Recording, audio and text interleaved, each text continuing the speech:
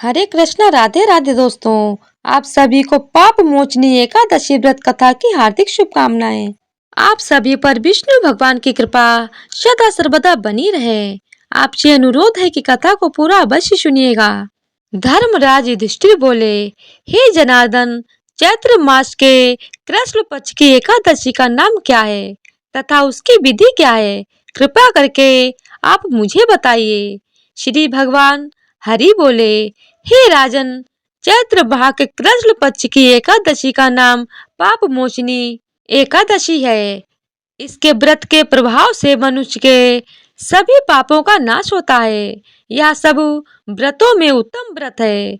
इस पाप मोचनी एकादशी के महात्म्य के श्रवण व पठन से समस्त पाप नष्ट हो जाते हैं।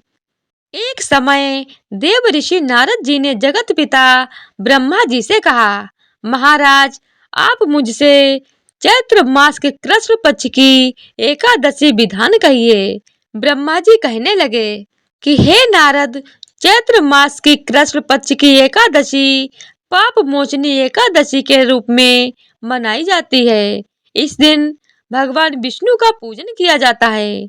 इसकी कथा के अनुसार प्राचीन समय में चित्ररथ नामक एक रमणीक वन था।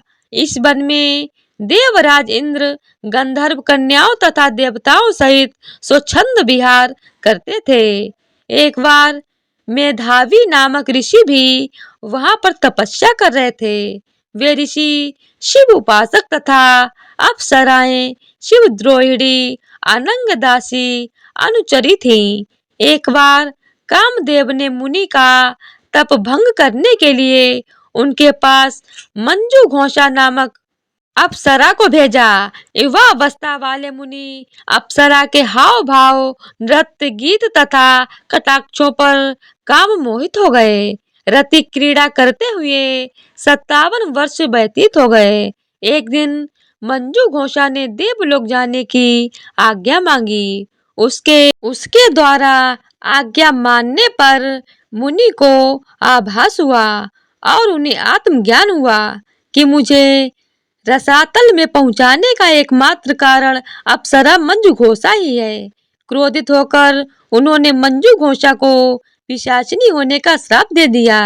श्राप सुनकर मंजू घोषा ने कांपते हुए ऋषि से मुक्ति का उपाय पूछा।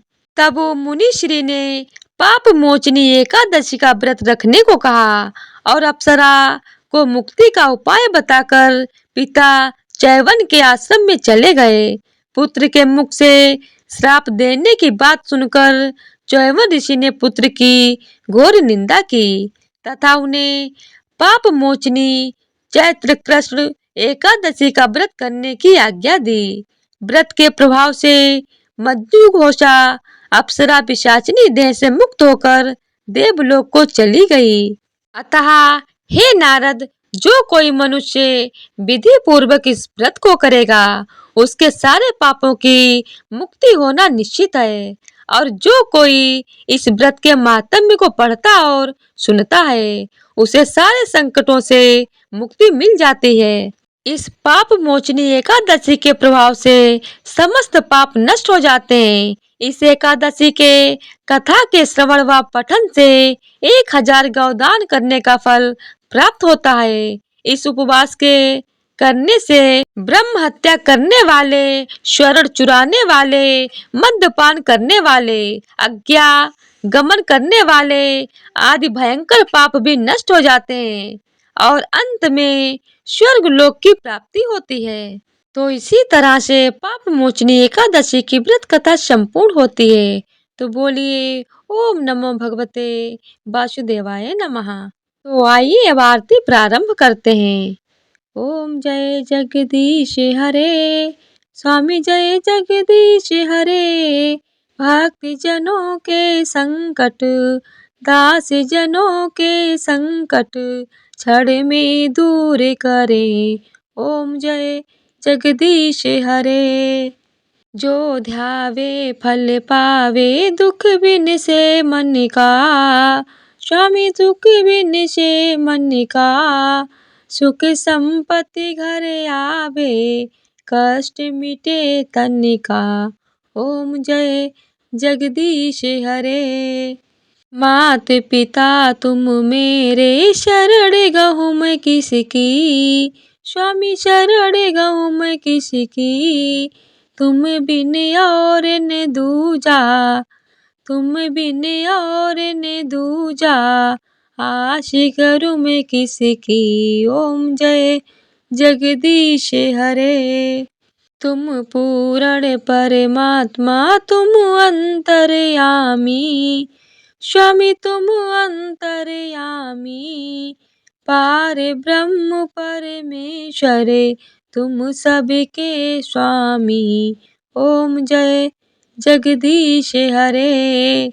तुम करुणा के सागर तुम पालन करता। मैं मूरख खल कामी, मैं सेवक तुम स्वामी। कृपा करो भरता। ओम जय जगदीश हरे। तुम हो एक अगोचर सबके प्राणपति। स्वामी सबके प्राणपति।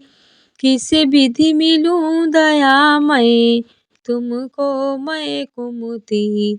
ओम जय जगदीश हरे। दीन बंधु दुख हरता तुम ठाकुर मेरे। स्वामी तुम रक्षक मेरे। अपने हाथ उठाओ, अपने शरण लगाओ। द्वार पड़ा तेरे। ओम जय जगदीश हरे। विषय विकार मिटाओ, पाप हरो देवा। स्वामी कष्ट हरो देवा। श्रद्धा भक्ति बढ़ाओ, श्रद्धा भक्ति जगाओ। संतन की सेवा। ओम जय जगदीश हरे। स्वामी जय जगदीश हरे। बोलिए विष्णु भगवान की जय हो। प्रेम से बोलिए ओम नमो भगवते वासुदेवाय नमः। जय श्री हरि। तो आज के वीडियो अगर आप लोगों को पसंद आई हो तो वीडियो को लाइक शेयर और चैनल को सब्सक्राइब कर दीजिएगा। धन्यवाद।